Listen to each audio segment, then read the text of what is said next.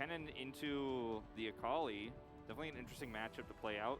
Kennen ranged in the early parts can be very annoying. It's very difficult for Akali to all-in the Kennen because you can just ult and shut her down. And it does give, for T1, a little bit more flexibility for engage opportunities in the later part of the game. What I'm most excited for is, with these two drafts, I can't see a world in where T1 find themselves 5,000 gold ahead at 12 minutes. Like, it's just probably not going to happen. Probably, yeah. Right. Like, I don't think there's a way that the Jinx Nautilus gets so ahead into a Xayah or Rakan on the bottom side would get like a kill or 2 kills with a dive from Lee Sin into the Volibear. Team number 3. Will T1 continue with their streak of wins? Or will Kwangdong actually put up a fight? The most interesting part of this draft was the consideration of the Graves instead of the Volibear for the jungle pick. Because what these two champions do couldn't be more different. Like, Graves is very difficult to aggressively gank and dive with in the early game, but does a ton of damage and is extremely relevant, very tanky in the later parts of the game. Keen, this would be a disaster. He's going to be fine, though. Yeah. He's taken first here by Zeus, which is going to be totally fine. Yep. Very standard. Took a call. Yep. But the Volibear angle of this means that LM kind of has to be proactive in this early game. Like, he has to try to dive Gumayusi. We saw that went very poorly last time because of Keриa's Nautilus. Can be the same situation here, albeit perhaps with the turret disabled for a few seconds as it's going on. But, you know, it's press the attack, Volibear. Kwangdong Freecs are really making a statement with this draft, once again, that they want to get in early, they want to control this game. They have a lot of late game AP damage with this Akali, with the LeBlanc. But it's kind of disjointed in the fact that the Volibear is going to fall off super hard, and they don't have a traditional AD carry. Like, they have a Xayah who is very difficult to kill, but will never do as much damage as Gumayusi is going to do, you know, 25, 30, 35 minutes if we get that far into the game. So that's why I like the Graves hover there for a second. But let's see what Ellen can do in the early game. Yeah. I don't know what happened to Graves. I think the teams here just kind of mostly gave up on him. Kind of essentially disappeared in both top and jungle. As we see more ridiculous numbers, Keria went from 8-0 to 9-0, and Owner from 12-1 to 13-1 on those two picks, and they get them again. Yeah. I think part of the answer to your question about the Graves is the Hullbreaker nerf, for sure. Then LM, here we go, Hoyt. Gonna get rooted. Good trade here for T1. It's kind of the way that goes usually. Yeah. There have been a lot of successful Volibear players in this meta. Owners played it very well. Canyon, obviously, big standout.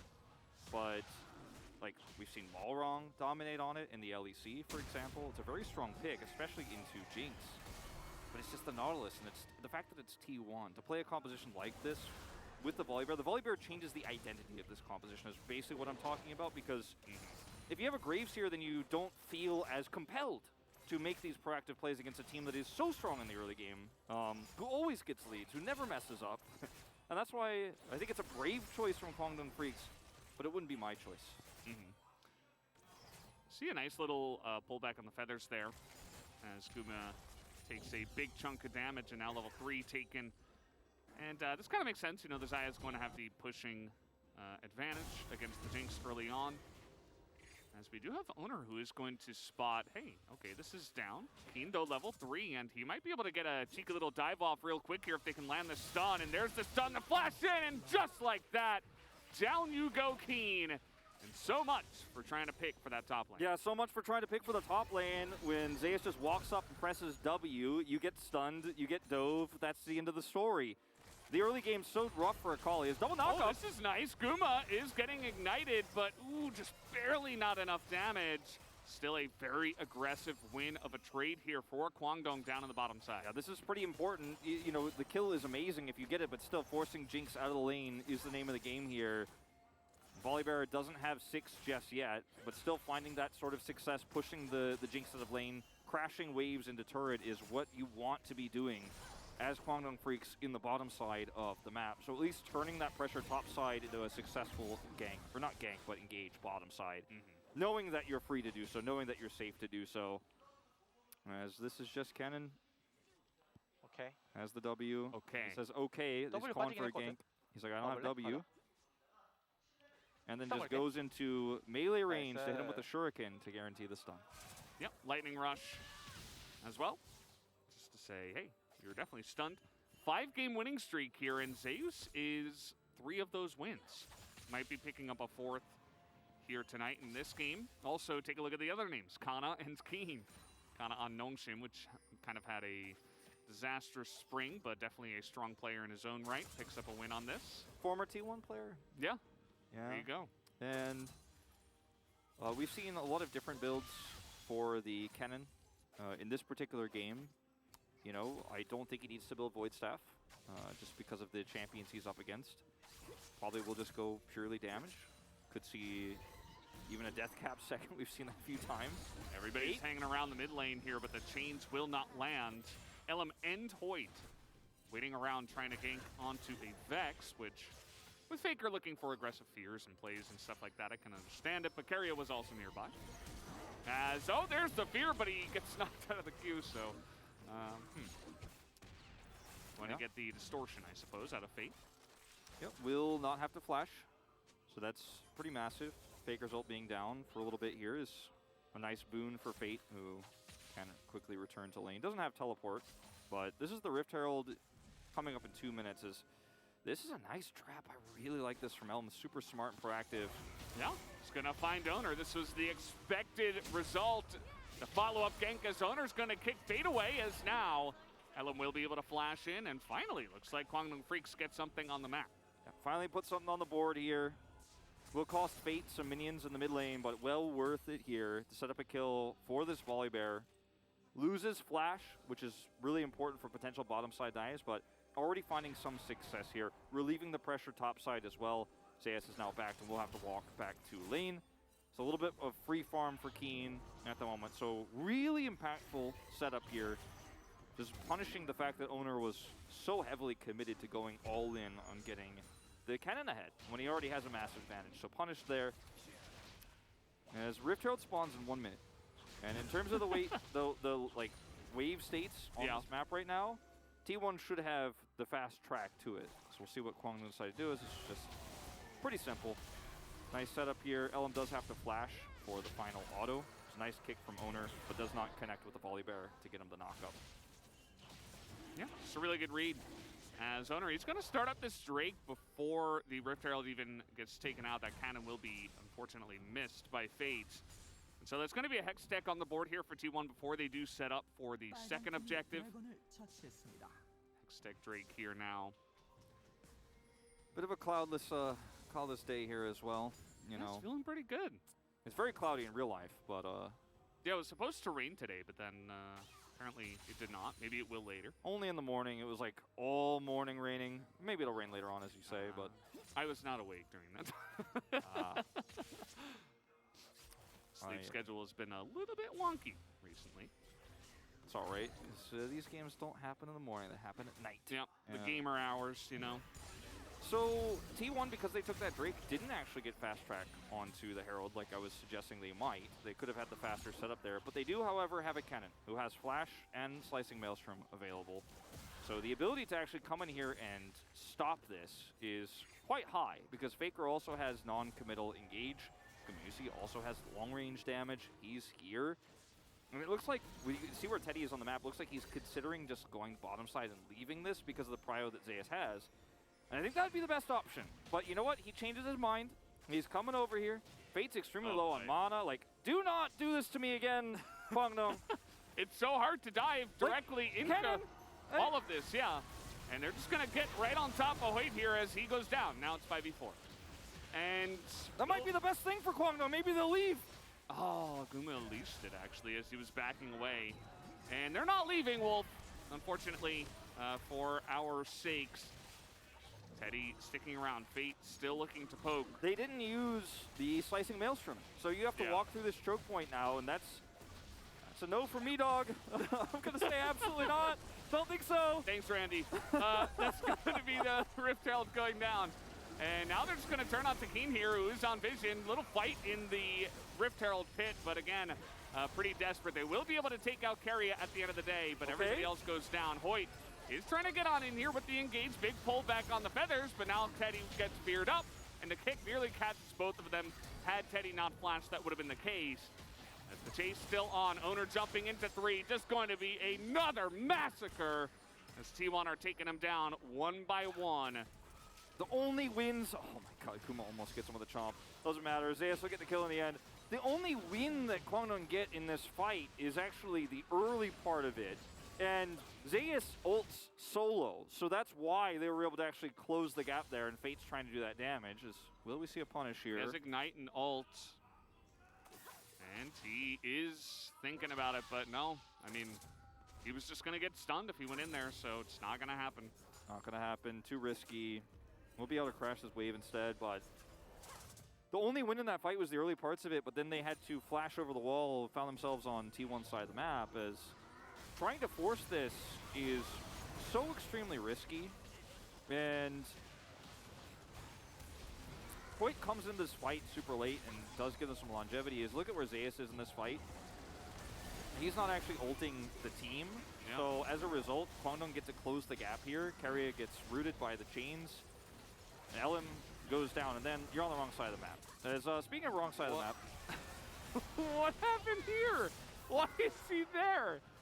Oh no. Carrier with the assassination from range. Just Nautilus Carrier things, I suppose. Meanwhile, Zeus is just pushing bottom for free. Carrier, yeah, he's going to get another engage here onto LM. But will he go down? The Q will land. The execution damage is enough as rooted underneath the turret. Owner will bite the... will he, though? Will he, though? Nope. No, he will not. Owner will survive yet again. You know in X-Men, they have that room where everybody trains, the danger room, where it's like holograms. Like, this is T1 training for the finals right now. Like, they're in the danger room. Like, Owner's like, can I live this? Run it again. Run it again, Cerebro. Like, limit testing. Run it again. Let me see if I survive this time. Oh, man. 4-1 and 3 on the Lee Sin now. Zeus free farming bottom side while the Xayah is pushed out on the top. Everything is going well for T1 here. And it started off so well in the draft in some respects, right? It was not a perfect draft here from Kwangdong, but I liked it so far of the 3 the most. You're like, wait, what? I still feel like coming to this replay, I'm not really sure how we got here, but I mean, Keen is just staying in lane, and the lane swap comes through. It surprises him, and that's the end of it. Ellen thought he was going to be able to turn something around here. Yeah, and then the limit testing begins. The training room is open for business. Owner's like, oh, we got to run it again. You pulled him out of my queue. Yeah. Well, the second Q lands. He goes all the way in, and yes, he is caught by the feathers. But he just waits to get safeguard up. Just walking away, walking it out casually. And then he drops the Rift Herald. I actually missed that. He's like, oh yeah, like, I should probably use this item. And yeah, they do get that down, and the turret dies. I feel like I can't even blame Keen for the position he was in, as Carrier is in the Raptors. It's just desperation, you know? They're trying to get plays down, but now it's a little bit too little too late as the ult comes in. Now this is 2v3 for now, as Faker will land that in. A big rocket as well right onto Hoyt. Now the cavalry will join on in. There is the fear, but it's not enough, and Faker actually will go down as now Teddy is alone, but he's going to win the fight. On the top side is Kwangdong Freecs. They catch some limit testing. Owner trying to go 1v3, should be able to take out Elam though, as this Sonic Wave will not land on the follow-up. Now another kill going over to Owner, and I think he's kind of reached the peak of where Lee Sin is going to be in the early game.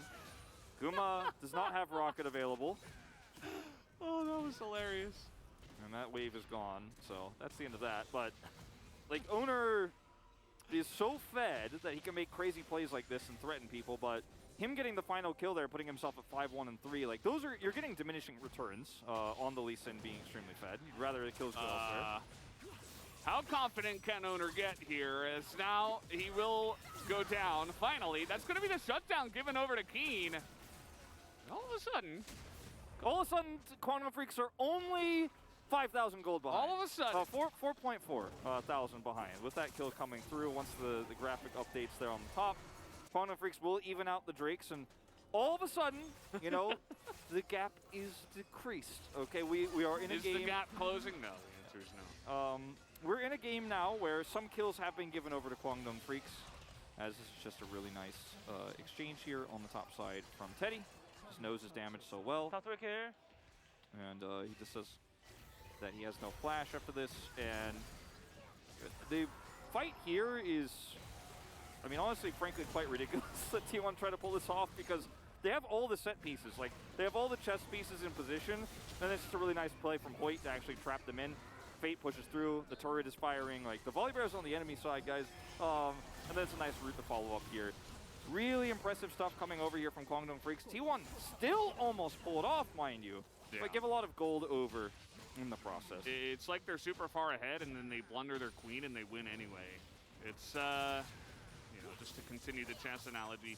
Owner is, you know, he knows the Akali's on the bottom side, but at the end of the day, I mean, does he really care? Like, he's just assuming everything is his, and for the most part in this game, it has been. As now they're just going to take down the second Rift Herald here for free. Kwangdong Freecs, I think they've learned not to contest these. Yeah, they certainly have. And despite those kills coming through, they're in no position to actually take a 5v5 fight right now. Well, unlike last game, okay, Keen is really trying to push this. Unlike last game, hold on, Keen. Okay. There's the Shuriken. He might have enough damage. R2 comes in, but he's speared under the turret. Keen gives it a shot, but double buff Vex Faker is going to turn it down. And also, Faker is playing a champion that loves all those dashes coming in towards his face, plays it really well, backs up the turret, flashes perfectly initial engage against a flashless Keen, so he has to use those mobility options. Fate, I think that second one missed, but this is going to be the chains landing, and a Q auto will be enough. Fate takes down a kill. This game has delved into just straight up chaos now. Feels a little bit like solo queue. Certainly does. So when the dust settles here, Keen doesn't get that kill. He's still extremely behind right now in terms of itemization.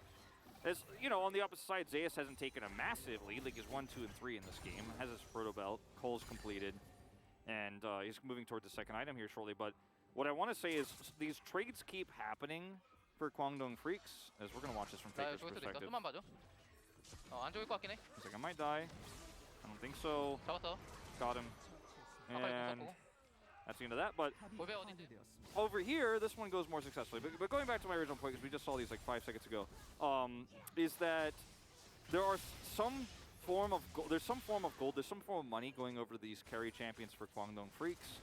Well, their volley bearer is running out of steam. He's already massively behind this Lee Sin pick. There's so much more playmaking potential here.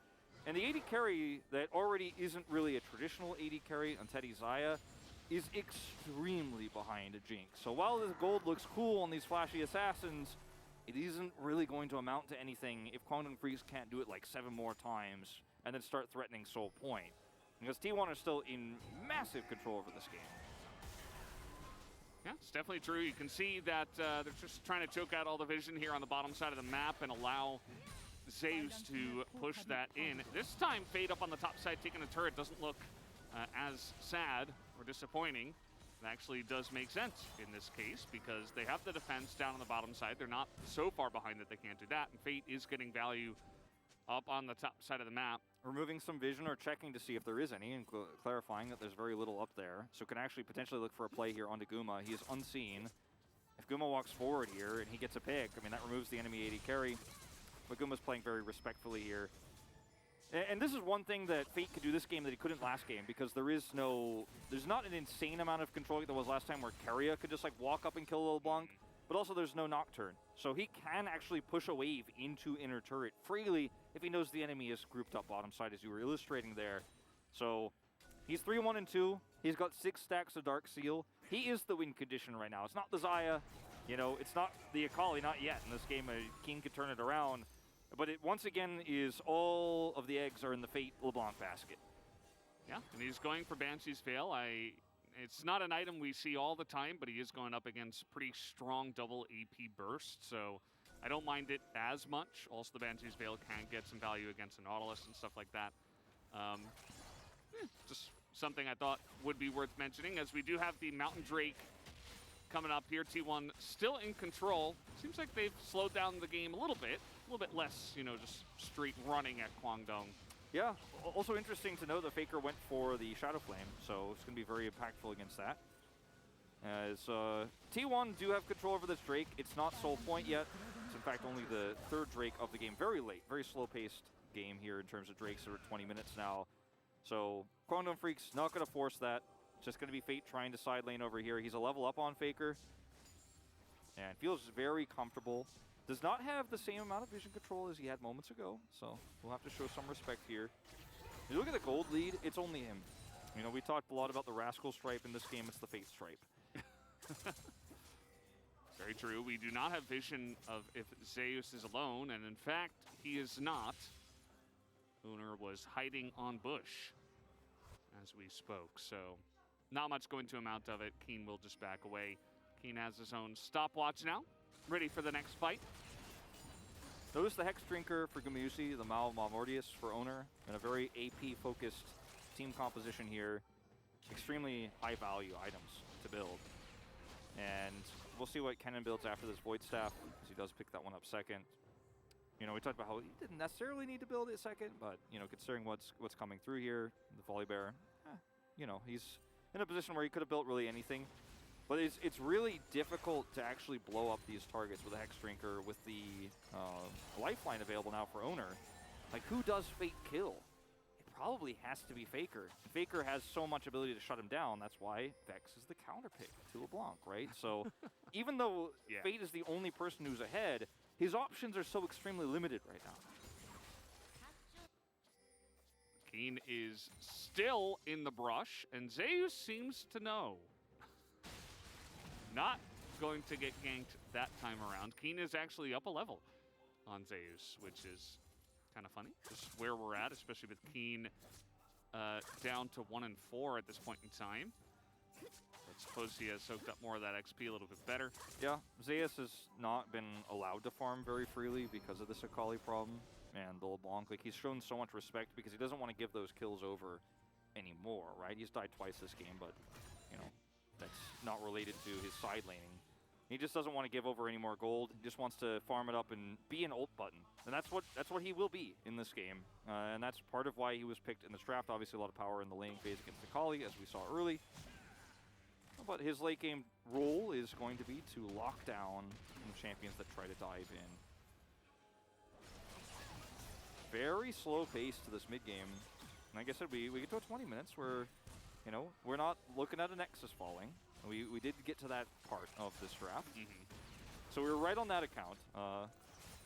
See what happens next here is Kwangdong Freecs just kind of have to sit back and farm it out a little bit. And there's in 2 minutes when the Drake spawns, if they can get enough vision control over that or get a pick before that fight happens, they can start turning this game around. Yeah. And Soul Point doesn't necessarily mean the end for them either. That's why it's so slow-paced here. A couple of Mountain Drakes going to be very nice for T1. I like that Keen is going into the Void Staff immediately after, just given the fact that there are going to be some Merc Treads, you know, the Maw Malmortiuses, 2 of them that you did already talk about. It's going to be very good for chewing through that alongside of the Mountain Drakes, which are even going to amplify the MR further. And somebody's got to do that damage. Fate has not built too much penetration. He has Balloons, you know, the Mythic Passive and stuff like that, but still, Fate now looking for that play onto Faker. This is what you were talking about. You know, he did get his big pick in this draft, and he has to be the carry. So I like that he is looking for opportunities here. Yeah, and Faker, I think, is the best target he could try to find. And if he plays it like that and uses his distortion before Faker can react, just procs electrocute repeatedly, that's how you're going to kill Faker in these moments, even under turret.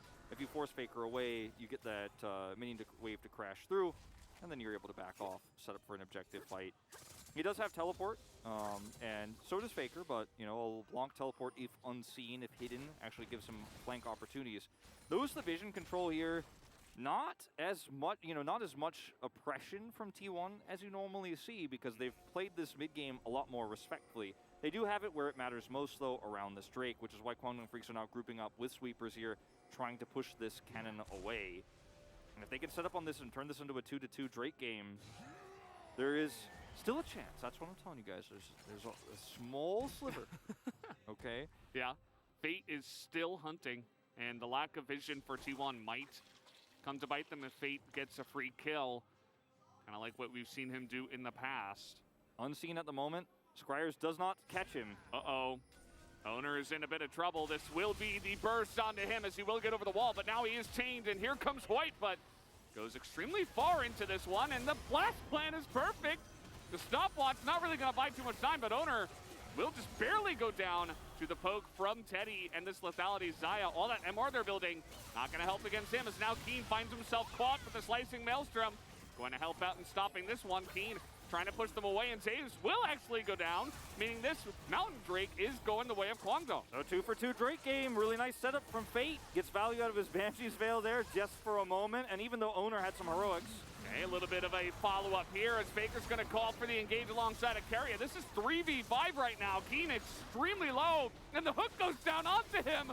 Carrier trying to kill the Akali, and he will bring him in for a kill now onto the excited Jinx, and somehow T1 still find value. They still find value. The Drake goes over to Kwangdong Freecs, but the money that T1 picks afterwards is arguably more valuable. And so, I mean, the ways that Owner survived. Okay, there's no vision here. They can do it. They TP, teleport. Owner's coming in, and Fate's TPing bottom. Yeah, they have no idea. No clue. T1 are just so smart on the map.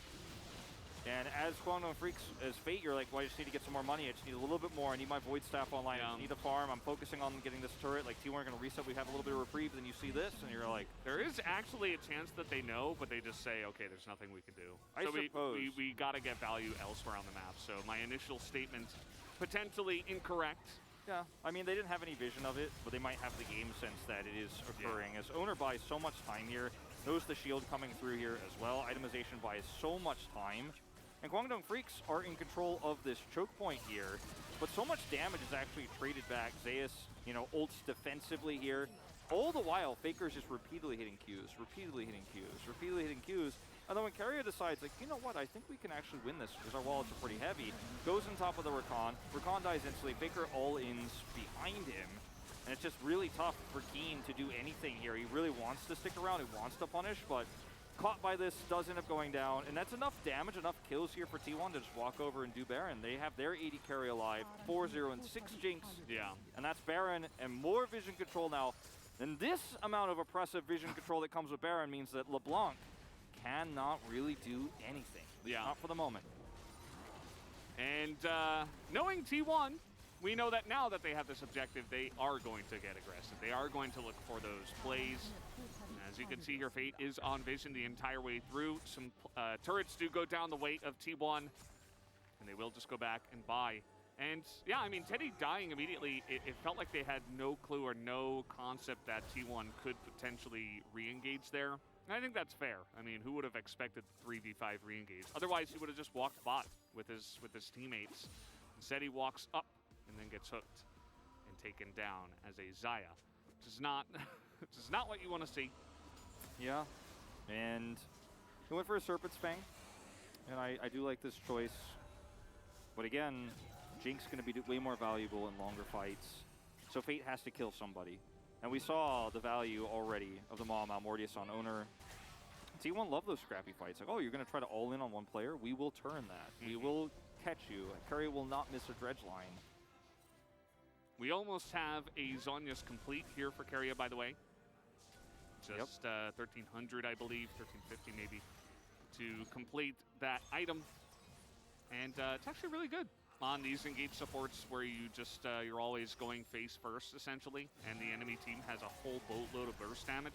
Just allows you to make plays and not just immediately die. And incentivizes you to make a play with this stopwatch, too, because you'll get a second one as soon as you go back and buy. If your team wins the fight, it might give you just enough gold to get that Zhonya's. Stasis will always get the stamp of approval from me, as Fate is going to die immediately. There's another hook that comes in, and the Shadow Surge just barely lands on the Hoyt in the back line.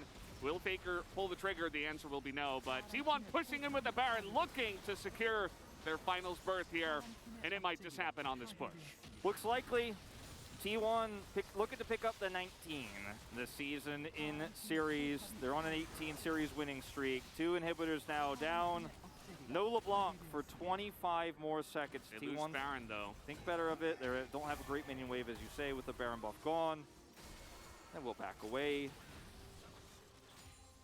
You know, this whole game has really been, as an analyst, you know, for me, watching the first two games were extremely one-sided, try to find the one way, if there is even one, that Kwangdong pull this off, win this game, and bring us to potentially the start of a reverse sweep. And Fate was your guy. You know, he was the one who got LeBlanc once again. First time in playoffs against T1 here. And in the second game of it, he's the only one who has a gold lead. He's the only one who can make these proactive plays. But you're so trapped as Fate in moments like this where you're trying to catch the Nautilus who has stopwatch, and you get punished, you die, and you're removed, and now T1 have free reign over this game, because it's otherwise a Xayah who doesn't have really any damage and extremely behind Keen. Like an Akali who is a paperweight essentially in this game, no stopwatch to speak of. And I mean, Fate dies trying to be proactive. And what are you supposed to do? You're the guy who's playing from home. You're playing with COVID-19 in a series that is one of our most one-sided since we've had the format change here. And it's just a tragic ending to what was a really big turnaround in the season for Kwangdong Freecs. Yeah, you can see at least in Fate's position, the lead is the smallest. Other than that, everybody else is getting dunked on, including the support role here. Scaria just has more map gold and stuff like that. As T1 now, they went back, they bought, they got a second Mountain Drake, which again, is actually going to be really good with all the resistances that they have built up. It's going to be huge. There is that one teleport ward, actually a couple of teleport wards behind them, as Guma is taking some poke damage. As we speak, Keen could try to go for the flank teleport if he wishes, same for Fate. Yeah, that's the one angle you've got. Owner has GA, positioning here very aggressive. And with the Xayah nowadays and this lethality, it is somewhat hard to, well... You were saying, Valdez? I mean, it's still hard to engage into her. The poke is good, though, as... There's that stopwatch value. Yeah, stopwatch comes in. Keria immediately dies afterwards, as here is the engage. Akali dies. Everybody dies on the side of Kwangdong Freecs. Will they get Zeus at the end of the day? No, they will not. T1 will pick up the 3-0 tonight and move on to the finals of LCK Spring 2022, to the surprise of literally nobody, as they stomp their way through the Kwangdong Freecs. 3-0 victory